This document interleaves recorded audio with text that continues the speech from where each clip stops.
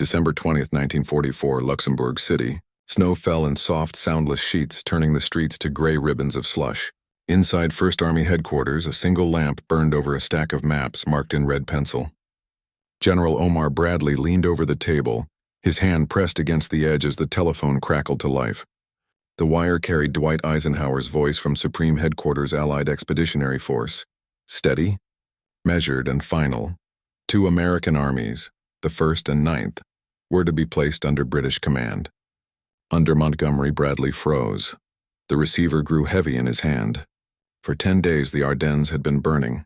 Roads choked with retreating convoys, units scattered in fog, German armor slicing west in a last gamble. He had expected reinforcements, not this. "By God, Ike," he said quietly, then louder, "I cannot be responsible to the American people if you do this." Across the wire came the reply that ended the argument before it began. "Brad," Eisenhower said, "I, not you, am responsible to the American people. Your resignation, therefore, means absolutely nothing." The line went dead. For a long moment Bradley stared at the receiver, listening to the empty hiss. Around him, aides pretended to work, pencils trembling above message pads. Outside, the muffled thunder of artillery rolled through the valley. Somewhere to the north, American divisions were fighting for their lives near St. Vith and Bastogne. Somewhere beyond that front, Field Marshal Bernard Law Montgomery was preparing to take control of 2 of Bradley's armies. It was not the first time Montgomery had been handed power in crisis, nor would it be the last time Americans questioned the price. In the smoke of that December morning lay the weight of 3 years. Years of cautious victories, bruised pride, and uneasy partnership. From the sand of Tunisia to the hedgerows of Normandy, the relationship between Montgomery and the American command had moved like a fault line, quiet for months, then violent without warning. Bradley's fury was not personal. It was cumulative. To him and to many American officers, the British Field Marshal represented more than another commander. He represented an attitude, a tone of ownership that seemed to linger in every order, every briefing, every headline that placed British prudence above American initiative. Montgomery, for his part, would later claim he was only restoring order, only ensuring that collapsing lines were held until the counterattack could form. To his defenders in London, he was the man of method, the organizer of victory, the one mind cool enough to bring symmetry out of chaos. To his critics in Washington, he was something else entirely. A man who turned cooperation into subordination, who could praise allies one moment and lecture them the next, who measured success not in bridges taken, but in authority regained. The order that Eisenhower signed that morning did more than move headquarters on a map. It shifted the center of gravity inside the Allied command.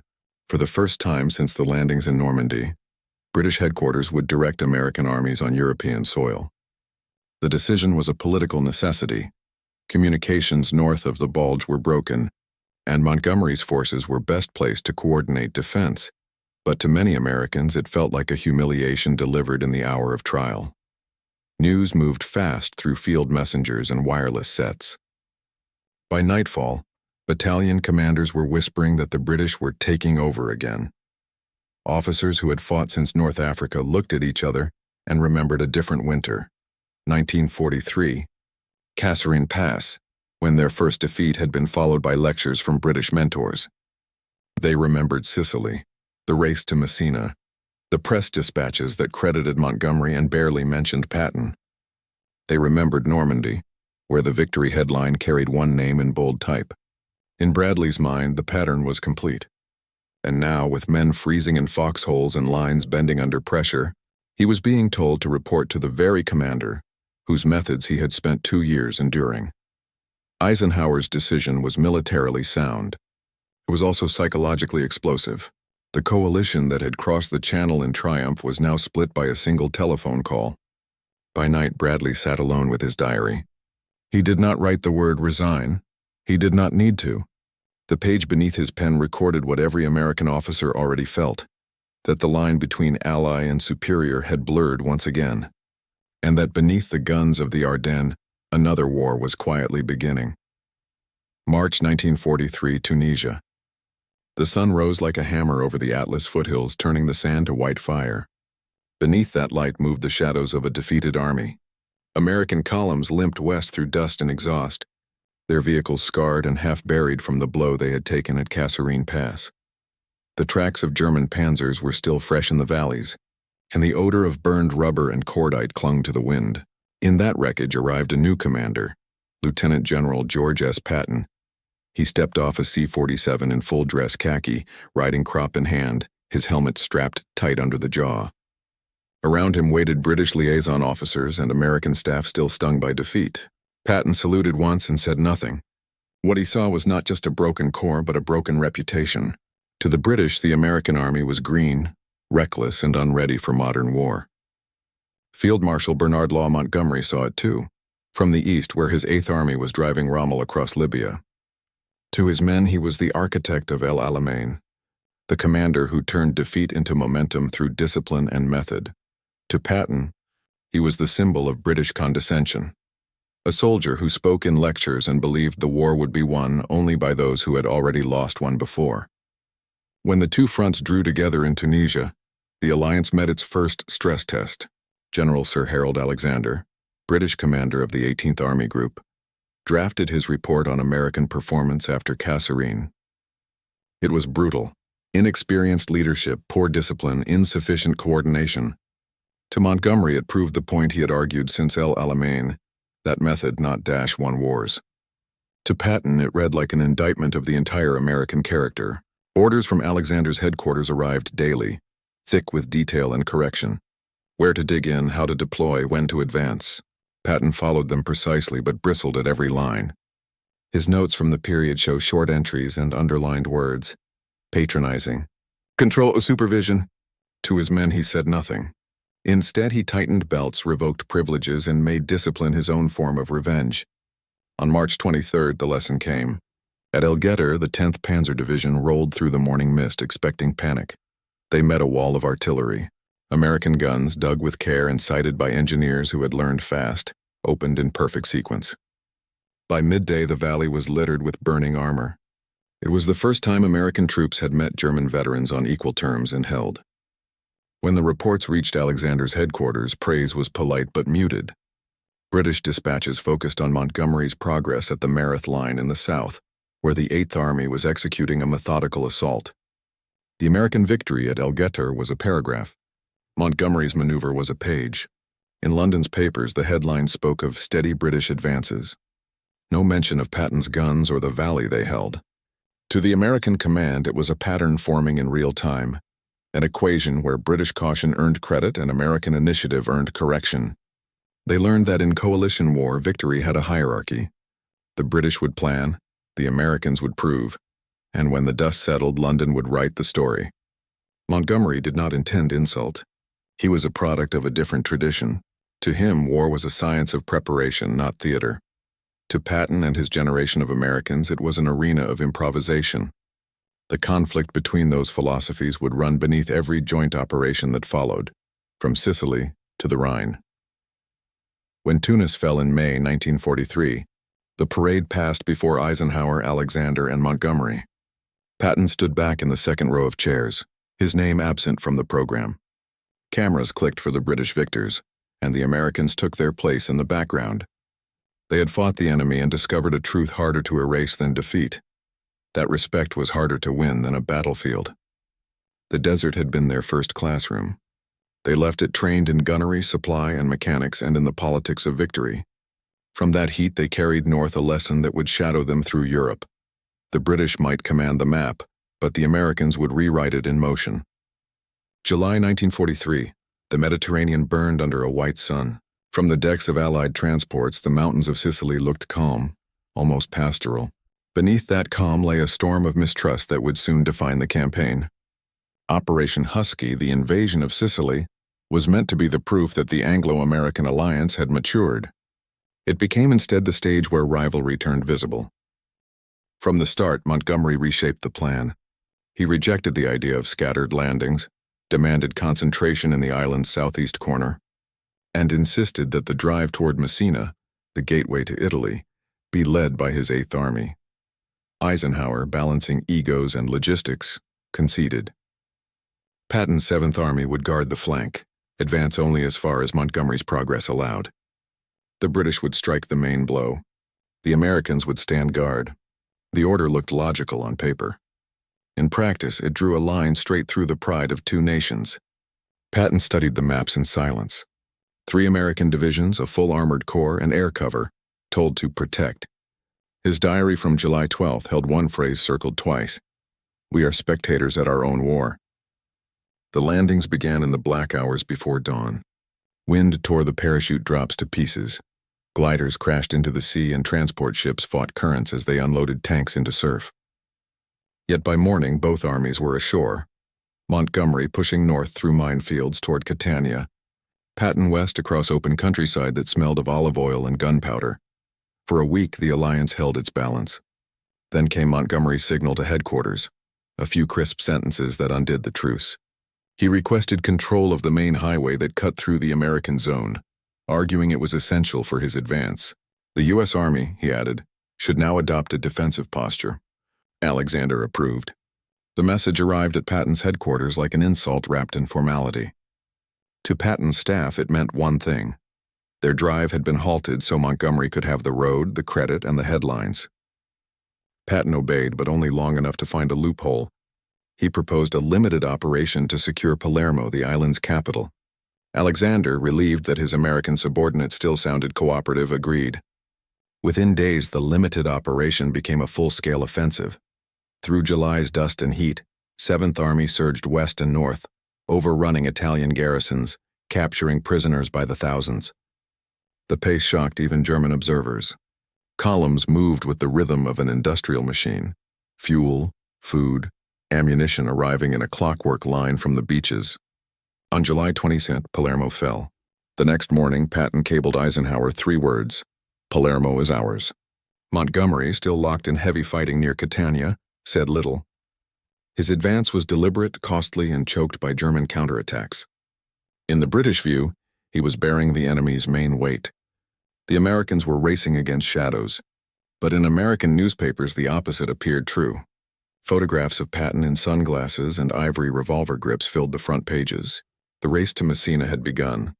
Over the next 3 weeks, both armies pushed north along parallel coasts. Each town captured became a contest. Each bridge an argument. Montgomery called Patton impetuous.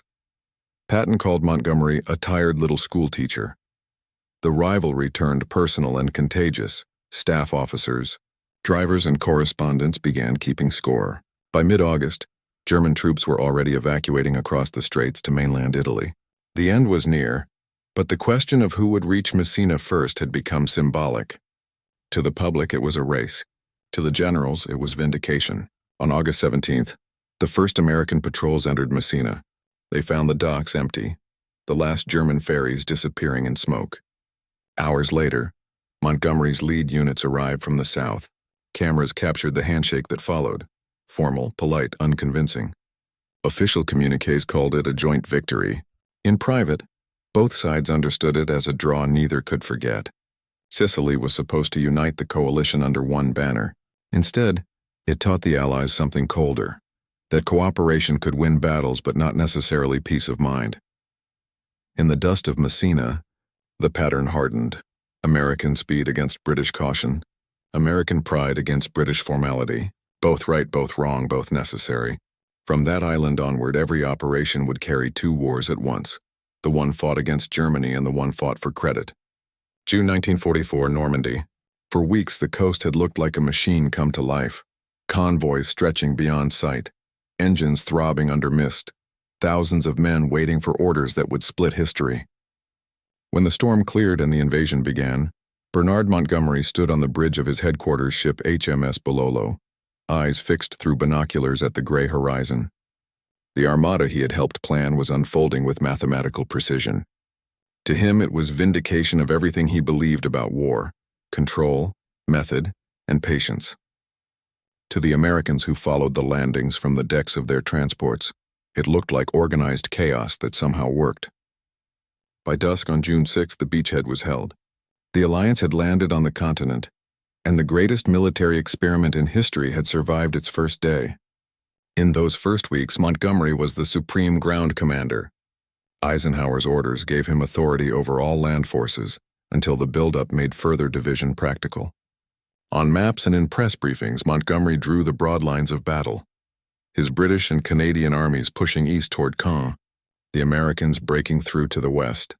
The plan was simple in geometry, complex in execution, but Normandy was not Africa or Sicily. The hedgerows turned every field into a fortress, every advance into a private war. The British offensive toward Caen slowed in the face of fanatical defense and narrow roads. To Montgomery it was expected. To the Americans waiting to break out from their cramped sector near St. Lo, it felt like a delay. Rumors spread through American command posts that the British were deliberately cautious, conserving strength while the Americans bled. In reality, the British line was absorbing the bulk of the German armor, but perception traveled faster than reports. By late July, the roles reversed. Patton's Third Army burst through the German flank in Operation Cobra, turning open countryside into a highway of liberation. Columns of armor raced toward Brittany, then east toward Le Mans. In a matter of days, the Americans transformed the map from stalemate to pursuit. At Montgomery's headquarters, staff officers watched the same maps change color and recognized what was happening. The weight of the offensive had shifted west. The Americans were now the engine of the war.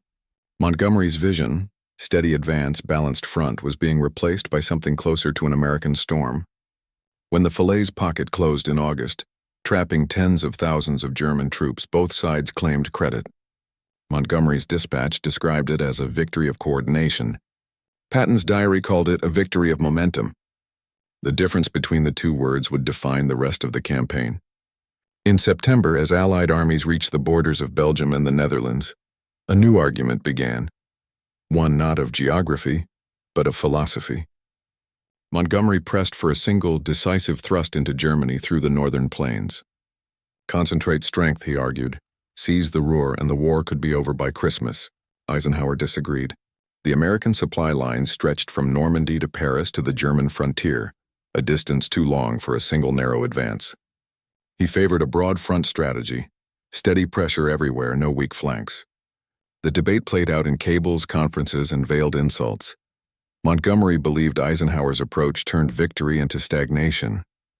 Eisenhower believed Montgomery's plan ignored logistics and political reality. Bradley, sitting in the middle, called it a choice between a sword thrust and a steamroller. In London's newspapers, Montgomery's press briefings continued with confidence bordering on prophecy. He spoke of momentum, of the enemy's disintegration, of opportunities waiting to be seized. To American officers reading those reports in muddy field tents, the words sounded familiar. Too familiar. It was the voice that had claimed credit before, and they braced for repetition. By mid-September, Eisenhower compromised. He allowed Montgomery to pursue his thrust on one condition. It must remain a limited operation using existing resources. The plan that emerged would become famous for its ambition and infamous for its result. It was codenamed Market Garden. In the command tents and telegraph lines of 21st Army Group, the map of Northern Europe took on new life. Red arrows stabbing deep into occupied territory. Bridges marked like stepping stones to the heart of Germany. It was, as Montgomery described it, a 90% guaranteed success. To his admirers, it was boldness returning to a cautious war. To his critics, it was geometry drawn without weather or enemy in mind. September 1944. The Low Countries lay beneath rain and rumor. Fields of drowned corn stretched to the horizon, windmills standing still under skies the color of lead. From Brussels to Eindhoven, Allied convoys rolled north, their wheels chewing mud that smelled of diesel and harvest. Above them, the plan moved forward with the precision of geometry and the optimism of faith. It was called Operation Market Garden. Two battles fused into one idea. Market, the airborne drop. 3 divisions of paratroopers leaping across Holland to seize bridges before the Germans could destroy them. Garden, the ground thrust, British XXX Corps driving up a single highway to link them in sequence. A steel ribbon reaching for the Rhine. If every link held, the Allies would leap across the last barrier into Germany. Montgomery called it a plan that will end the war before Christmas. The briefings were confident, almost serene. Charts filled with neat arrows. Landing zones marked in blue pencil. Air commanders spoke of reasonable losses. Staff officers nodded. No one in the room mentioned weather, marshes, or the fact that the highway ran through 60 miles of constricted ground overlooked by dikes. Caution sounded like doubt, and doubt was no longer fashionable. At dawn on September 17th, the sky opened with parachutes. To civilians on the ground, it looked like snow in sunlight. White canopies blooming above towns whose names few Americans could pronounce. Eindhoven, Nijmegen, Arnhem. For 3 days the spectacle held. Dutch villagers cheered from doorways, church bells rang, and radio broadcasts spoke of liberation. Then the radios fell silent. At Arnhem, the British 1st Airborne had landed too far from its objective. German SS units regrouped faster than intelligence had predicted, armor appearing from woods thought empty. The bridge, tall, arched, perfect, stood within sight but out of reach. Communications failed. Relief columns bogged down on the single road. Each kilometer became a traffic jam of tanks, ambulances, and burned trucks. Rain turned the shoulders into rivers.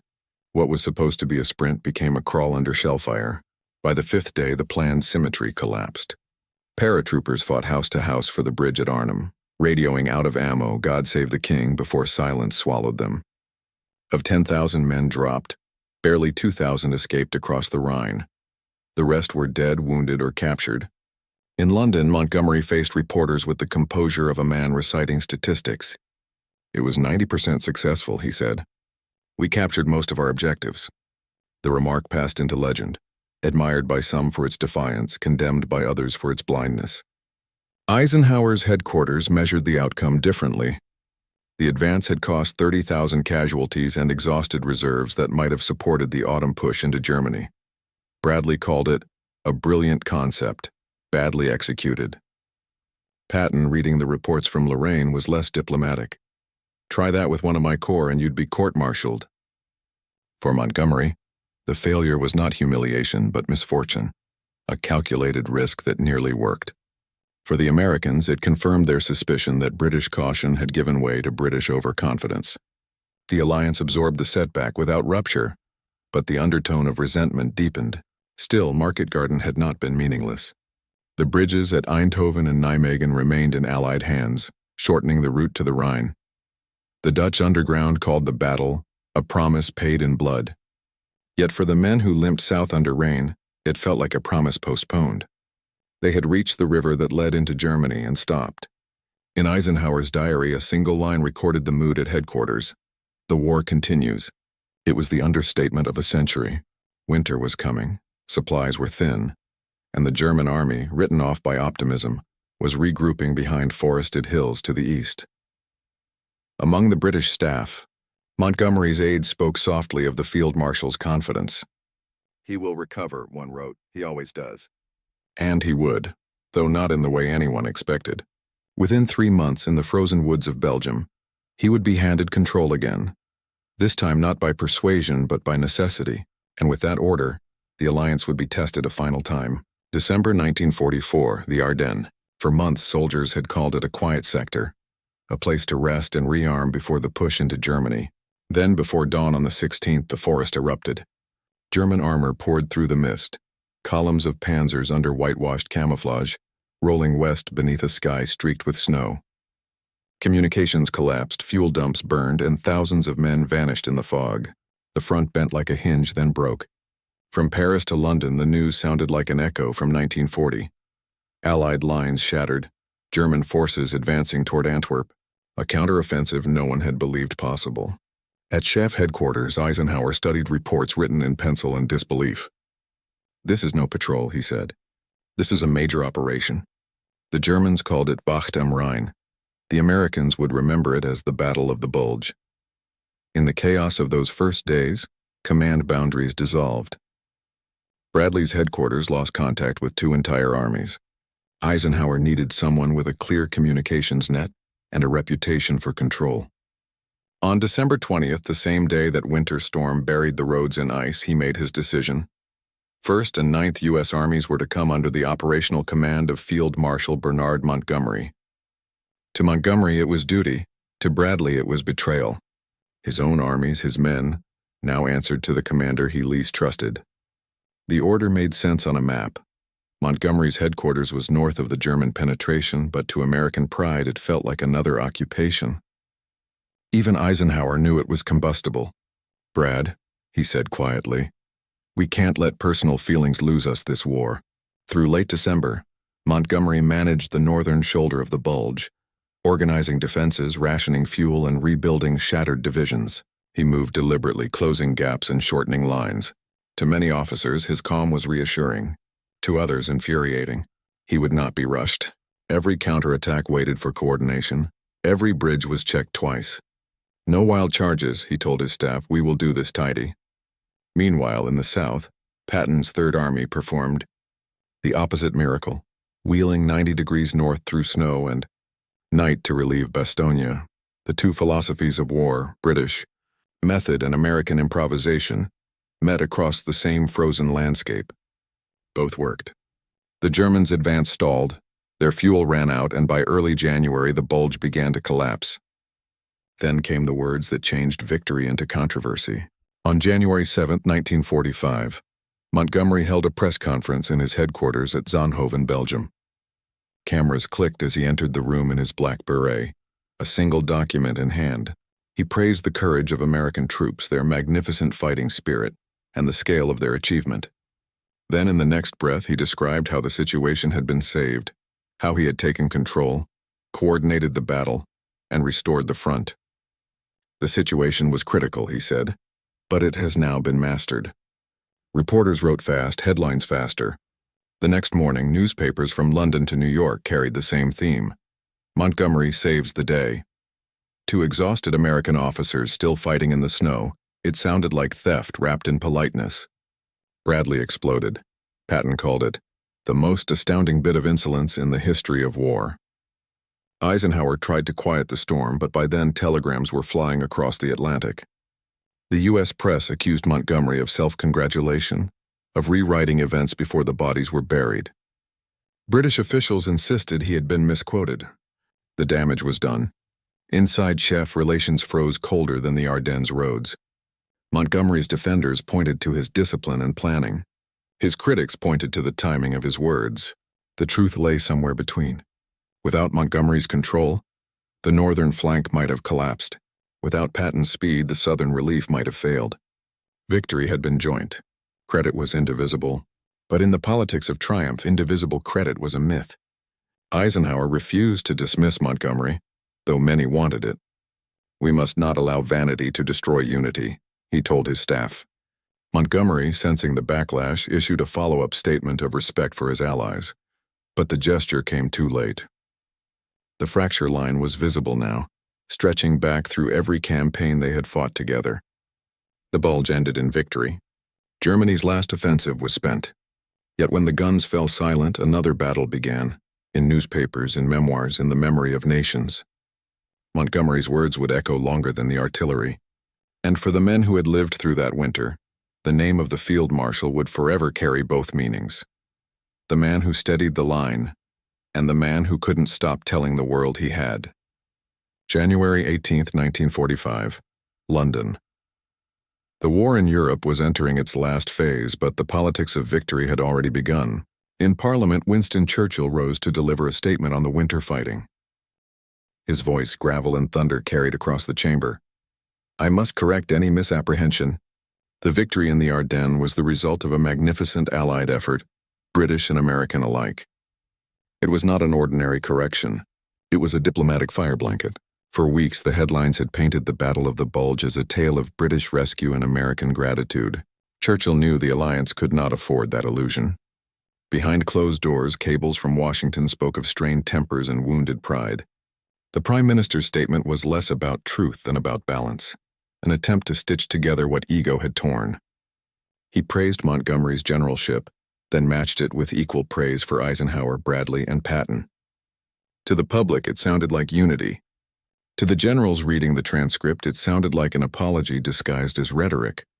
In one speech, Churchill had re-centered the narrative. The British had steadied the front. The Americans had borne the weight, and together they had broken Hitler's last gamble. At SHAEF headquarters, Eisenhower accepted the gesture with silence. Bradley, still bitter, wrote in his diary that the British had a gift for saying the last word. Montgomery, for his part, thanked the Prime Minister and moved on to planning the crossing of the Rhine. He neither retracted his earlier remarks nor defended them. He simply resumed the war as if words could be buried under maps. By February, Allied momentum returned. In the west, Patton's Third Army was pushing toward the Saar. In the north, Montgomery prepared Operation Plunder, the assault across the Rhine. The field marshal's methods were the same as always: meticulous preparation, overwhelming artillery, cautious advance. His critics called it slow. His soldiers called it safe. On March 24, 1945, British and American troops crossed the river under a rolling barrage that shook the night sky. By dawn, the Rhine was behind them, Germany ahead. When the smoke cleared, the numbers told their own story. Since D-Day, the Western Allies had advanced nearly 700 miles, liberated France, Belgium, and the Netherlands, and breached the last natural barrier into Germany. The U.S. Army had expanded to more than 60 divisions in Europe. Britain, exhausted by 6 years of war, maintained a fraction of that strength. American factories supplied 4/5 of the fuel and vehicles that now roared across the continent. The balance of power inside the alliance was no longer theoretical, it was arithmetic. Montgomery understood it, even if he rarely admitted it. His armies remained vital to the final advance, but the command tables told a quiet truth. The British Empire had reached the limit of its manpower. The Americans would finish the job. In April, when German resistance collapsed and surrender approached, Montgomery received the formal capitulation of German forces in the north. Photographs captured him at Luneburg Heath, seated at a wooden table as German officers signed the documents. His expression was composed, unreadable. Around him, the war he had helped to guide was ending not in triumph but in exhaustion. A few weeks later, he issued his final report as 21st Army Group Commander. It was meticulous, factual, and, true to form, unflinchingly proud. "We have achieved a complete victory," it read, "and the enemy has been utterly defeated." The words were correct. They were also incomplete. In Washington, Eisenhower's staff compiled their own reports filled with figures: tonnage landed, divisions supplied, bridges built. No adjectives, no flair, just numbers, the kind of truth that required no defense. Between those two documents lay the distance between two nations that had fought the same war in different languages. When Churchill read the reports, he smiled faintly and said, "The trouble with victory is that it tempts men to believe they won it alone." The cleanup was complete. The alliance would hold until the end of the war, but the fault lines were permanent. Within a year, they would widen into the Cold War, as old partners faced each other across new frontiers. The unity that had crossed the Channel in June 1944 would not survive the peace. May 8, 1945, Reims, France. At 2:41 a.m., the war in Europe ended with a signature. Around a long wooden table, German officers in gray uniforms signed the instrument of unconditional surrender. Cameras clicked, typewriters rattled, and the world shifted from war to memory. In the official photographs, General Eisenhower's chair sat empty. His deputies had accepted the surrender on his behalf. In another city days later, Field Marshal Bernard Law Montgomery received the German capitulation for the northern armies. 2 pens, 2 ceremonies, 1 victory. The alliance that had begun in fire was ending in calculation. In the days that followed, British newspapers celebrated Montgomery as the man who never lost. American papers, quieter but sharper, credited Eisenhower's diplomacy and Patton's drive. Both were right, and neither was complete. History, like coalition warfare, rarely allowed for single authorship. When Montgomery returned to Britain, the crowds were immense. Flags waved, church bells rang, and schoolchildren lined the roads to glimpse the man in the black beret. To the public, he was the face of discipline and victory, the general who had redeemed the humiliation of 1940. In America, the mood was different. Respect mixed with resentment. To Eisenhower's staff, Montgomery was brilliant but unbearable, indispensable in crisis, intolerable in calm. Bradley, writing years later, would summarize him with a soldier's precision: superb in battle, impossible in friendship. In 1958, when Montgomery published his memoirs, the old battles reignited in print. He praised Eisenhower's character but questioned his strategy. He defended Market Garden as 90% successful. He insisted that his leadership at the Bulge had saved the alliance from disaster. Eisenhower, then President of the United States, refused to comment publicly, but in private he told aides, "Monty never learned that wars are won as much by understanding men as by defeating them." The verdict of history settled slowly. British historians called Montgomery methodical, scientific, cautious, the soldier who measured twice and cut once. American historians called him arrogant, overcautious, incapable of seeing beyond his own map.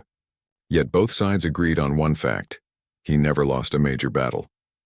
El Alamein, Sicily, Normandy, the Rhine, all bore his stamp of planning and control. His flaw was not military, it was human. In an army of allies, he fought as if command were a birthright. By the 1960s, the men who had fought under him were fading from public life, replaced by a generation that saw the war as history, not memory. The arguments that had once filled mess halls and memoirs became seminar debates. Scholars counted tonnage and casualty ratios, not pride and insult. In that cold arithmetic, Montgomery's record endured. Victories won, losses avoided, soldiers saved by caution. But the shadow of ego never disappeared. Even admirers admitted that his arrogance cost him allies and his words outlasted his triumphs. When Montgomery died in 1976, his coffin was carried through Hampshire under the same gray sky that had once hung over the Normandy beaches. Veterans saluted. American generals sent wreaths. Eisenhower had been dead for 7 years, Patton for 3 decades, Bradley for 1. The rivalries were buried now, but not forgotten. The memory of Montgomery remained divided, hero and irritant, savior and symbol of a fading empire. In the end, the question that began in the deserts of North Africa still hung unanswered. Was he a genius misunderstood, or a man whose pride overshadowed his purpose? The Americans who had fought beside him believed both could be true. They had seen the precision of his plans, the care with which he spent lives, and the cold certainty with which he claimed credit. To them, Montgomery was not villain or hero, but warning, proof that victory demanded more than victory itself. He had taught them unwillingly what coalition war required: respect, restraint, and the ability to share triumph without ownership. Those lessons became doctrine in the alliances that followed, from NATO's command structures to every joint operation that balanced national pride with shared command. The Americans had learned to win together, but also to guard against the arrogance that could fracture victory. And so, in the end, the legacy of Bernard Law Montgomery was neither purely British nor purely Allied. It was a reminder carved into the politics of victory, that genius without grace divides as surely as defeat. To the soldiers who crossed Europe in his shadow, that was the verdict history would never overturn.